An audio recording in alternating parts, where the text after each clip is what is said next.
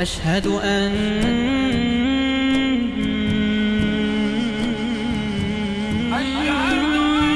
محمد رسول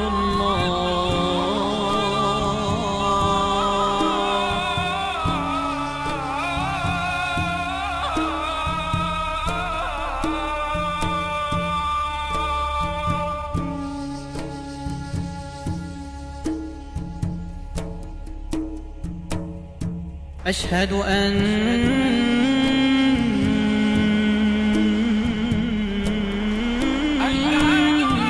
عليا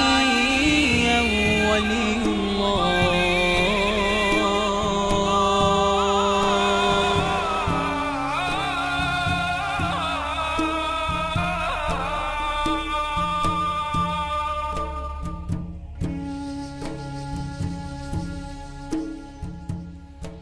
Bismillahirrahmanirrahim. Wa sallallahu ala sayyidina wa nabiyina bil qasim Muhammad wa alihi tayyibin at-tahirin. En el nombre de Dios, el clementísimo, el misericordiosísimo. La bendición y la paz sean con el profeta Muhammad y con su descendencia inmaculada. Vamos a dar comienzo hoy a nuestra clase, el número 10 de la serie de la temática que estamos tratando, el rol del chiismo y los chiitas en la civilización islámica. Habíamos quedado en la clase pasada frente a la lectura, queríamos hablar un poco de filósofos que fueron decisivos en la segunda etapa que estamos analizando, la etapa de los albuyíes. Y el primer filósofo que vamos a ver es de este libro que dijimos, La civilización del Islam, del profesor Elía. Vamos a ver la influencia que tuvo el primer filósofo al-Kindi, nacido en 796 de la era cristiana y fallecido en el 873. Se lo puede considerar a este filósofo el primer gran filósofo del Islam. Nació en Kufa, se educó en Basra y vivió en Bagdad. Hay que destacar que la ciencia filosófica tiene raíces, su trato y algunas cuestiones de orden filosófica en el propio Corán, en los dichos del profeta, en las enseñanzas de Ali ibn Abi Talib, y los sabios actuales como Allama Tabatabai han extraído muchas de estas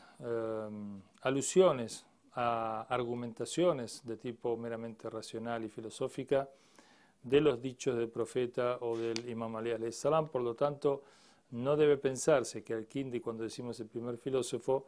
estemos diciendo que la filosofía es algo exterior al Islam, y al-Kindi, por haber estado en contacto con el pensamiento griego y los grandes filósofos griegos,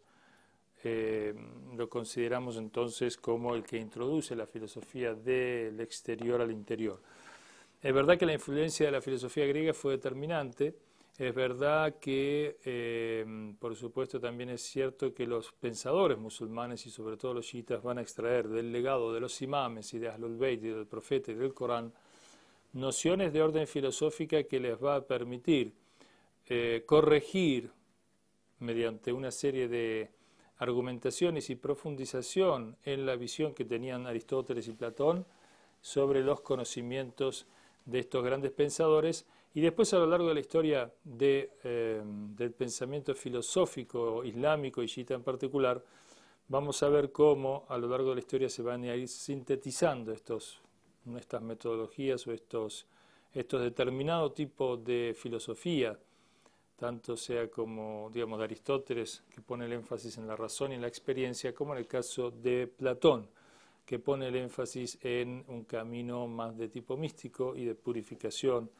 como fue después la influencia neoplatónica. Entonces, dicha esta aclaración, decimos que,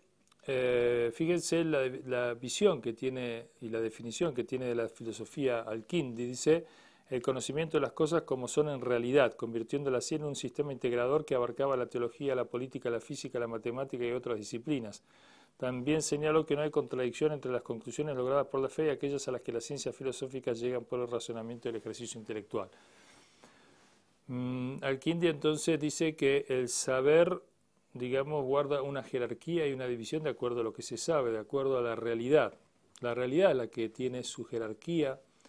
y la realidad es la que integra en una unidad, producto del monoteísmo, todos los saberes, el saber teológico, el saber filosófico, el saber de las matemáticas, el saber de la gnosis y el saber de las ciencias empíricas. Esto que parece simple es muy trascendente. En Occidente no pudo darse una síntesis definitiva entre la teología y la filosofía o entre la razón y la fe debido a las interpretaciones cristianas acerca de los principios dogmáticos de la fe y la imposibilidad de comprenderlos racionalmente o de aceptarlos por parte de la razón y tener que recaer en la valoración de la fe por sí misma, y eso produjo una brecha entre la ciencia, los científicos, los intelectuales y la religión que fue, digamos, determinante en la aparición del Renacimiento y el curso que Occidente, digamos, desarrolló para sí mismo en el pensamiento y en la visión de la religión, la filosofía y las ciencias a posteriori del Renacimiento. El conocimiento de Al-Kindi era enciclopédico y dice, también podemos decir, como algún tema interesante, dice, no debemos avergonzarnos de reconocer la verdad sea cual fuera su fuente. E incluso si llega a nosotros originada en generaciones anteriores y en pueblos extranjeros. Para quien busca la verdad, nada es más valioso que la verdad misma. Este tema, digamos, tiene sus raíces proféticas. El profeta dijo, buscad el conocimiento aunque sea en la China, tomad el conocimiento aunque sea de un hipócrita, aunque sea de un incrédulo. El conocimiento brilla por sí mismo, el conocimiento es valioso por sí mismo, el conocimiento es luz. Y debe extraerse, y el sabio sabe extraerlo de cualquier parte. En este caso, el contexto en que habla Al-Kindi se debe a la influencia de la filosofía griega sobre el territorio musulmán y habíamos visto que mediante las conquistas se incorpora toda la Persia y parte del, digamos, Bizancio y todo una zona y un territorio que estaba impregnado de la cultura persa y entran entonces los grandes pensadores griegos. La cultura griega y entran los grandes pensadores griegos al territorio islámico y van a ser de alguna manera digeridos por estos sabios como Al-Kindi y los que vienen a posteriori después de él. Bueno, esta síntesis o esta, digamos, armonía entre la fe y la razón también va a ser determinante y va a llevar a los europeos unos siglos después, así por el 1200 y tanto por parte de Santo Tomás, en su Suma Teológica, tomando el conocimiento que le legan los filósofos islámicos, a establecer una armonía en su Suma Teológica entre la fe y la razón, con los reparos que dijimos debido a los dogmas del cristianismo, que va a ser algo que, bueno, que va a costar bastante la aceptación por parte de la Europa, digamos, post-tomista de esta supuesta armonía. Tomás va a decir que los dogmas están más allá del entendimiento humano, de la razón, y no enfrentados con ella. Luego tenemos que dice, luego viene Al-Farabi, otro sabio que vamos a ver de este periodo muy importante, llamado Al-Farabi, de origen turco, Al-Farabi, aunque turcomano, pero había nacido en Farabi en el 870, en una aldea cercana a la ciudad de Farab, hoy Uzbekistán, y murió en Damasco en el 950. Nació en el 870, murió en el 950 en Uzbekistán, y estudió lógica bajo maestros cristianos en Bagdad y Harran. Adoptó costumbres y vestiduras sufis, aunque fue un sabio de pensamiento chiita. El historiador Ibn Khaliqan opinó sobre sus características: era el más indiferente de los hombres hacia las cosas de este mundo, nunca se tomó la menor molestia para asegurarse un modo de ganarse la vida. Fue conocido como el segundo maestro en la filosofía del Islam, islámica después de el primer maestro que fue Aristóteles. Él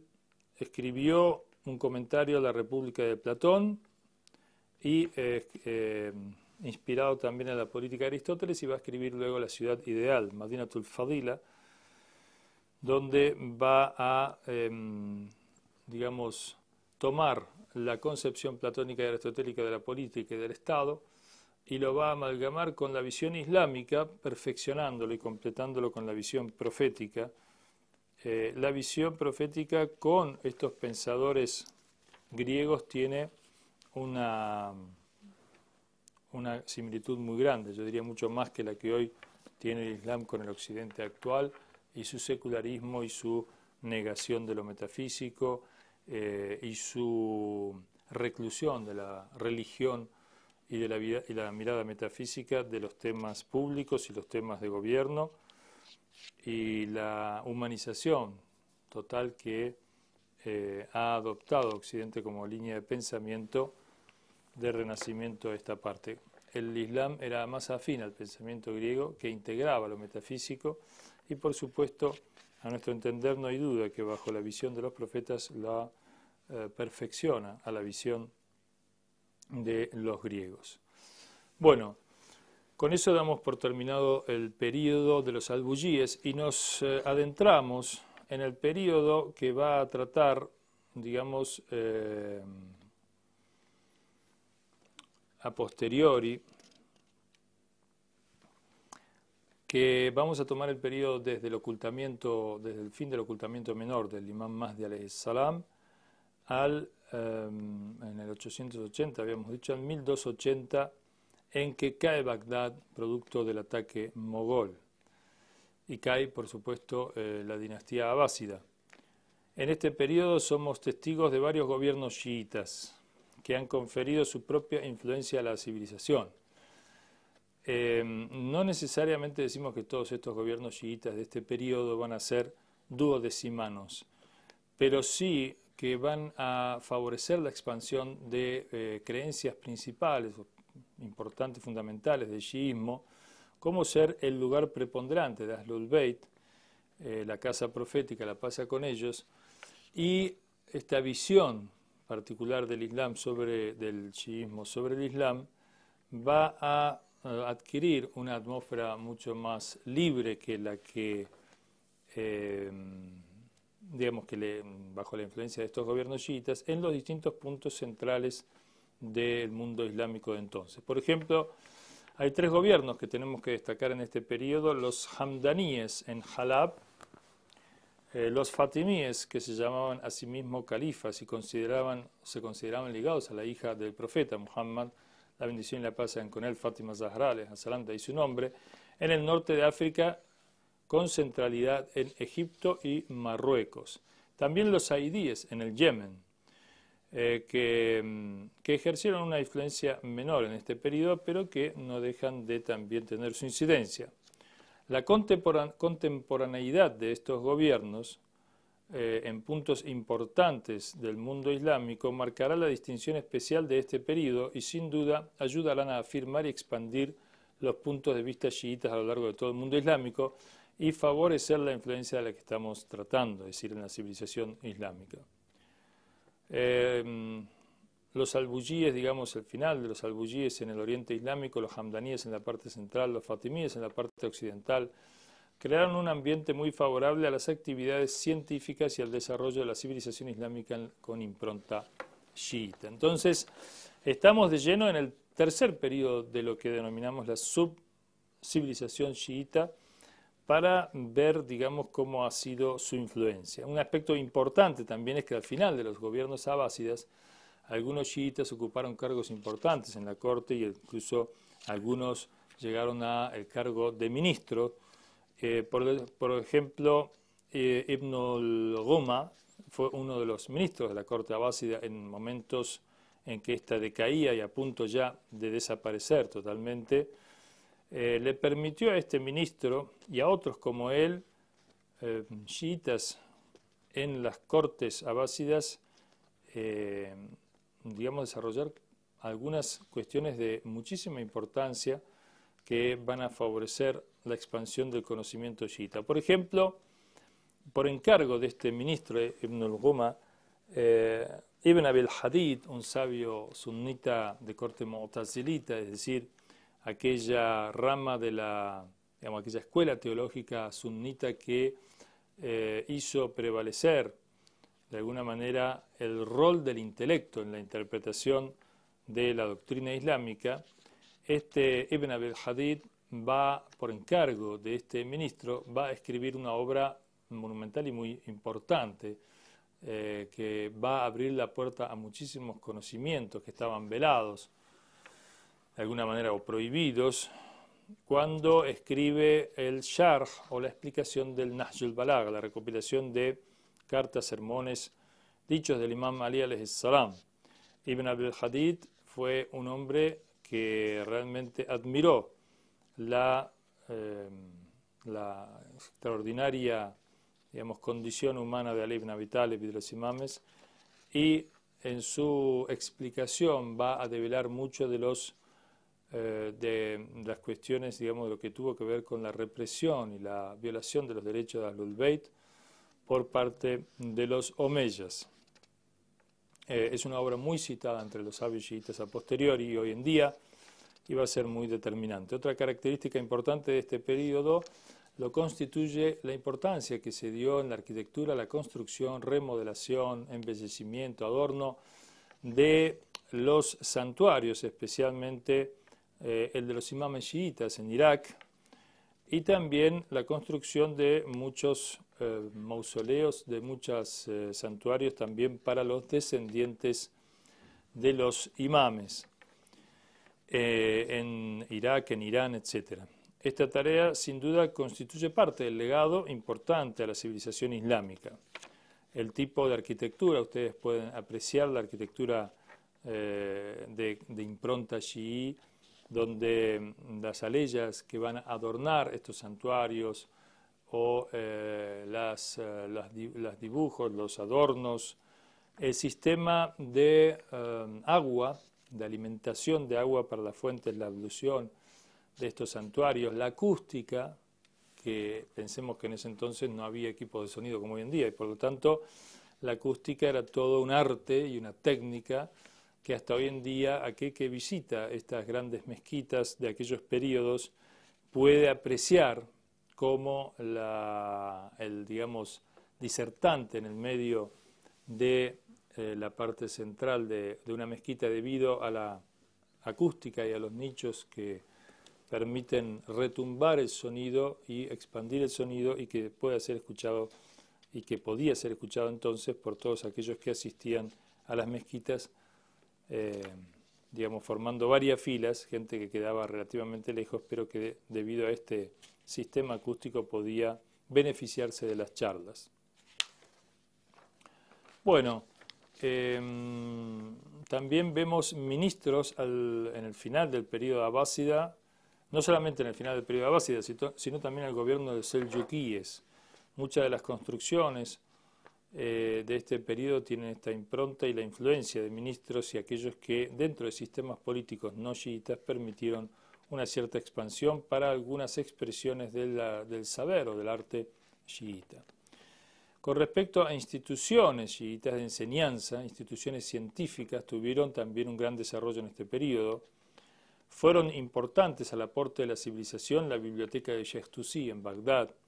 o la biblioteca de Ardashir también. La biblioteca de Sheikh Tusi fue destruida e incendiada alrededor del 1060 y tanto en Bagdad.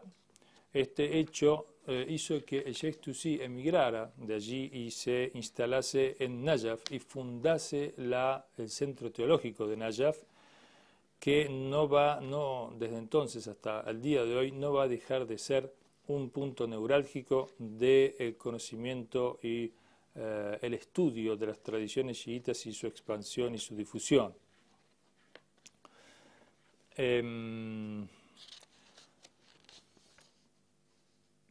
Este centro de Najaf, la verdad, es por sí mismo un faro de luz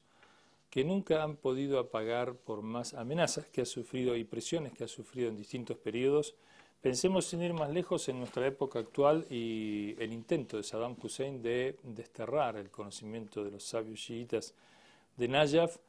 mediante el asesinato, el martirio de muchos de los grandes sabios de este centro, y donde de alguna manera se obligó a una emigración importante de sabios y la constitución de otro centro teológico fundamental para el mundo islámico, como es el centro teológico de Qom, y la emigración de muchos sabios a estas tierras un tanto más seguras y más apartadas de la persecución que sufrían por parte de Saddam y el partido Baas los sabios en Irak. O sea que en este periodo el Sheikh Tusi funda este centro teológico en el santuario del Imam Ali alayhi salam, y va a ser muy importante. Otra, digamos, obra importante de Marhum Najashi, que escribió Ar-Rijal, un libro que recopila a los transmisores de narraciones y que va a recopilar también los libros y las obras de muchos de los sabios chiitas en respuesta a un opositor del rol del chiismo, el tema que estamos viendo nosotros. El sabio Marhum Najashi le escribe esta obra Rijal, donde recopila y digamos más de 1.300, más de casi 1.000 sabios son allí mencionados, con muchos de ellos con sus obras. Más de casi 1.400 libros son mencionados en esta recopilación de parte de Najashi, y también el nombre de muchas obras muy importantes en medicina, en filosofía, en jurisprudencia, en historia, en ciencias experimentales. Por lo tanto, hay un trabajo en este periodo de recopilación de los sabios y sus obras que, digamos, va a ser determinante también para ir conformando y dando forma a la identidad del chiismo en todos estos medios, que al adquirir una cierta libertad, aunque sea relativa, en el orden político, va a permitir ir consolidándose esta identidad, y sobre todo en el periodo que le sigue, el cuarto de los periodos que vamos a analizar, desde la caída de Bagdad hasta la constitución del gobierno safávida. Vamos a ver cómo se aprovechan todos estos conocimientos y todos estos trabajos previos de este periodo para consolidar definitivamente y expandir la conciencia chií y el efecto o la influencia sobre la civilización. Hay sabios que son, digamos, fundamentales en la historia del chiismo, luego de los imames, que pertenecen a este periodo. En primer lugar, dos de los sabios más grandes del Islam chiita, el Sheikh Mufid y el Sheikh Tusi, y el Sheikh Saduk. Estos tres sabios, y en un orden menor de Sayyid Radi, Sayyid Murtaza, Sheikh Rashub, y otros de escalón inferior, Ibn Zuhr al-Li, Ibn Abi al-Aqil y otros grandes sabios. Muy bien. En otra ciencia, en la astronomía, podemos citar a Ibn Kibriya, Musa ibn Nubakht, citado también por esa obra en Najashi, fallecido en el 950 aproximadamente. Estas recopilaciones de sabios y obras desparramadas a lo largo del mundo islámico muestra también, de esta manera se puede apreciar la influencia que han tenido los chiitas en este periodo. Otro punto importante en este periodo es el rol y la influencia de los llamados Ikhwanus Safa, los hermanos de la pureza, que estuvieron en Bagdad y en Basra, y vamos a leer también de este libro unos renglones acerca de ellos. Ikhwanus Safa dice en la página 42, en árabe, hermanos de la pureza, en español, fueron una sociedad de filósofos y científicos musulmanes que se establecieron en la ciudad de Basra en el 983. Su obra conocida son las 52 rasail de epístolas, de las cuales 14 tratan de matemática y de lógica, 17 de ciencias naturales y psicología, 10 de metafísica y 11 de alquimia, mística, astrología y música. A diferencia de los escritos de Jabr, que están llenos de frases herméticas y significados ocultos, las epístolas de los hermanos de la pureza, verdadera enciclopedia, siempre tratan de ser comprensibles al lector no iniciado. En un texto muy influyente en los ámbitos intelectuales de la Zaragoza musulmana del principio del siglo IX, del siglo XI, se decía de ellos: no se satisfacen por abrazar la totalidad de las ciencias. De esta manera logran conseguir la facultad humana por excelencia y por ello les hemos llamado hermanos virtuosos. Hay que entender que estos hermanos de la pureza también tenían una impronta chií, y si bien nosotros no decimos que no estén exentos de errores desde el punto de vista de la ortodoxia del chiismo, sin embargo, su influencia y su impronta y el desarrollo, la expansión del chiismo también les va a reservar un lugar destacado. Su influencia llegó también hasta el Andalus y abarcó todo el mundo islámico en su momento. Bueno, vamos a ir concluyendo. El aporte a la civilización de parte de los chiitas en este periodo no se limita a lo científico o al área de los conocimientos islámicos solamente, sino también en el terreno político, en el que pudieron afectar, como vimos por la distribución geográfica de estos gobiernos, a la mayor parte del mundo islámico de entonces. Tampoco el arte fue una excepción: la literatura, la música, la arquitectura y las ciencias experimentales. Se puede decir que los chiitas afirmaron su legado en este periodo, lo consolidaron incrementando los aportes del profeta a la civilización. La civilización adoptó en este periodo una identidad chiita bien perceptible. Tenemos que tener en cuenta la importancia y fuerza de los chiitas, apoyándose claramente en su propia identidad. Pensemos que en los periodos anteriores los chiitas habían sido perseguidos al punto de intentar su exterminio por parte de los omeyas y en parte de los abásidas en algunas partes de su gobierno, por lo que el hecho de que puedan ellos, basándose en su propia identidad, desarrollar una impronta, marcar, sellar de alguna manera,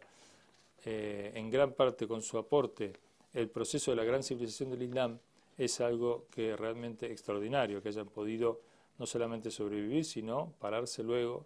y tener semejante influencia, que vamos a ver cómo va a ir creciendo a medida que nos acercamos a la actualidad, e inclusive en la actualidad. En el primer periodo, los chiitas, con los imames al frente, intentaron mantener las enseñanzas puras del profeta, todas ellas constituyentes de una gran civilización, la civilización con mayúsculas, con vidas, y hacerlas manifiestas. En la segunda etapa, la esencia de su rol consistió en afirmar su identidad. La identidad civilizatoria chiita se afirmó en esta etapa, tanto en la jurisprudencia en primer grado como en la teología de Kalam,